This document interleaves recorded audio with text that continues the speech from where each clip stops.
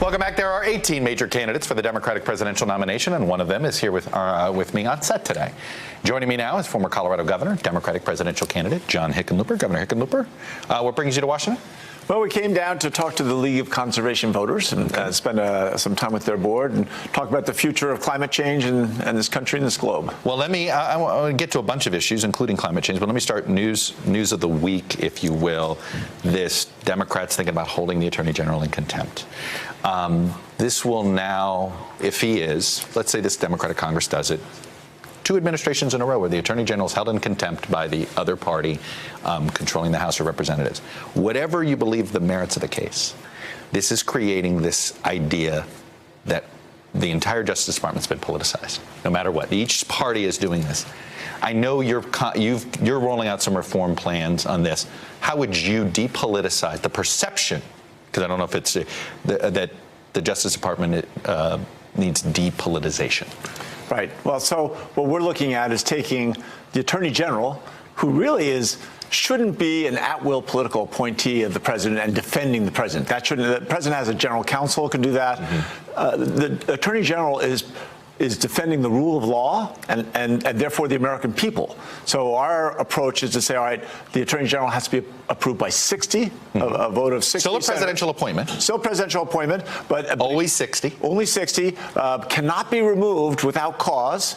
And if he is removed, he has to be replaced by someone who gets 60 votes, or either an acting or an assistant, or deputy, to be replaced as an acting Attorney General, you would have someone who is an assistant or a deputy who had been already approved by the Senate. This feels like it's a cross between a little bit of how the Fed works, the Fed chair, and a little bit of how the FBI works. Right. So it's a little more on the FBI side, but this notion that the president should have someone so influential in protecting the rule by law really doesn't make any sense. And we could go, further and sure, as they do with judges, perhaps, and look at going for all the, there's a U.S. attorney in every state, right? And maybe they shouldn't be at-will employees appointments either. Is this do you think the appetite is there for this? Because it does feel as if, while it may be out there for Main Street America, that there is no appetite for this on Capitol Hill.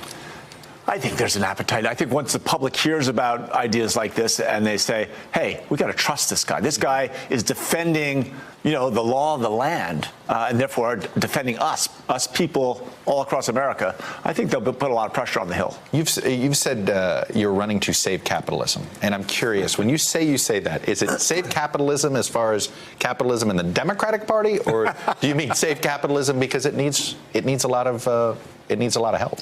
I think it needs a lot of help. If you look at from 1946 to 1980, almost every person in America doubled their income.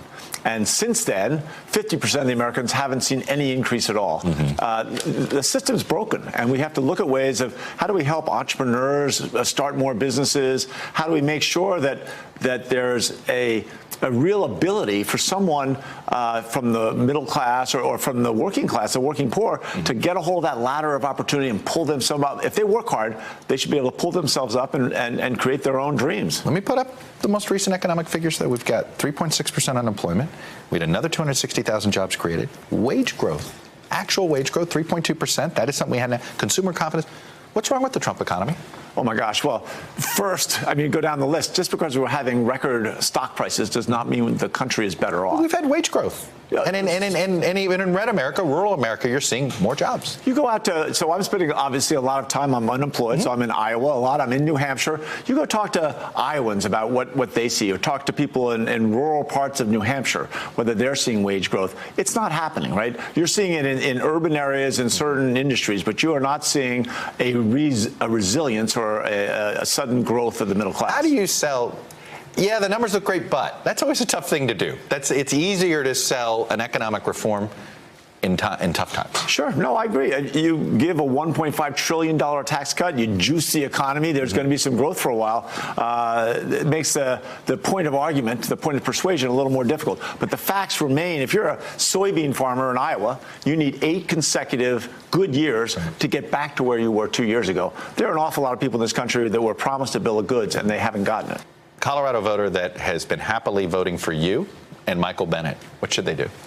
Well, I know what they should do. They have to come to the solution themselves. You know, Michael's one of my favorite people, one of my oldest friends. Are you worried you're going to hurt each other? Because you're trying to both be sort of in the moderate, pragmatic wing of the party. You come from the same wing of the party, not just the same state. You have some different views on certain things. But for the most part, you're more alike than you're different. No, that's certainly true, but we've had very different lives. In other words, his experience is, you know, he was a lawyer, super smart, super talented, super committed. But he's been mostly in Washington. He spent a few years working in private equity. You know, I was a scientist, and I worked professionally as a geologist. I was out of work for a couple of years. That's relevant. That I opened a brew pub long before anybody knew what they were. People didn't know that was cool then. Now it is. Yeah. First brewer since Sam Adams in 1791 to get elected a governor. And I took that and I transformed a community by getting everyone to work together. And then I was, you know, top 5 big city mayor in America, and then one of the top governors in America. I've been operational. I've been actually bringing people together, getting things done, creating progressive achievement, and, you know, creating progress. And I think if you look at all the presidential candidates, I'm not sure there's anyone else who has that same record. Governor John Hickenlooper, good to see you. Thanks for coming in. You bet. Thank you. Right, stay safe.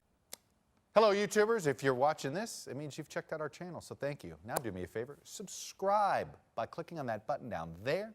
Click on any of the videos to watch the latest interviews and highlights from MTP Daily and MSNBC. You can get more Meet the Press content every morning in the First Read newsletter. If you're tired of content that you don't know anything about where it came from, you don't have to have that problem with us.